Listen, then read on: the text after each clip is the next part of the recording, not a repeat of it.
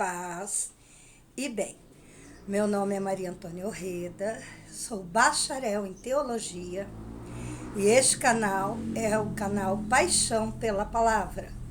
Vamos lembrar de curtir, comentar, compartilhar e ativar o sininho. Estamos no mês de setembro, mês da Bíblia. Estamos acompanhando a carta aos Gálatas. Pois todos vós sois um só em Cristo Jesus. Gálatas, capítulo 3, versículo 28d. Cuidado com a aliança. Gálatas, capítulo 4, versículo do 11 ao 8. Outrora, quando não conhecis a Deus, servistes a seres que na realidade não são deuses. Agora, porém, que já conheces a Deus, como podeis voltar a elementos fracos e pobres e de novo servir a eles? Observais dias, meses, estações e anos. Receio que me tenha afadigado inutilmente por vós. Palavras do Senhor, graças a Deus. Neste momento, o apóstolo voltou a refletir sobre a experiência dos Gálatas. Outrora foram pagãos e cultuadores dos ídolos, ou seja, serviram a outros deuses, tornando-se escravos, mas agora experimentaram a fé pela ação divina e pela pregação de Paulo. O evangelizador dos gentios, formado no judaísmo, parece estar fazendo a interpretação semítica do verbo conhecer, que implicava a afeição e a vontade. Possivelmente, ele foi a teologia do conhecimento e deve ter se recordado de alguns profetas. Oséias, capítulo 13, versículo 5. Eu te conheci no deserto. Amós, capítulo 3, versículo 2. Somente a vós eu conheci dentre todos os clãs da terra. Jeremias, capítulo 1, versículo 5. Antes que se formasse no seio de tua mãe, eu te conheci. Por isso o apóstolo estava pasmo com os dissidentes de Gálatas e interrogou como poderias voltar a elementos fracos e pobres e de novo servir a eles. O retrocesso assustou Paulo. Ele se referiu a tantas práticas religiosas de um determinado calendário ritual que voltou a escravizar os Gálatas. Eles estavam perdendo a liberdade que tinha em Jesus Cristo. Por isso a exclamação: receio que me tenha afadigado inutilmente por vós. O apóstolo faz memória à ternura de Paulo. O discurso de Paulo neste momento muda completamente. O apóstolo nervoso do capítulo 3 brigou, discutiu, raciocinou com lógica mental e com vibração impressionante.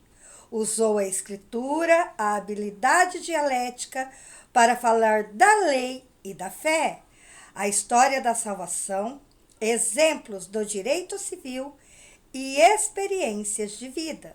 Neste momento, vê-se um evangelizador, transparente e cristalino, que se volta para os tempos em que ele conviveu com as igrejas gálatas, com linguagens de afeição e de carinho. Gálatas, capítulo 4, versículo do 12 ao 20. Irmãos, eu vos suplico, sede como eu, pois eu também me tornei como vós. Vós não me ofendestes em coisa alguma. Bem sabeis que foi uma debilidade física que me deu ocasião de vos anunciar o evangelho a primeira vez.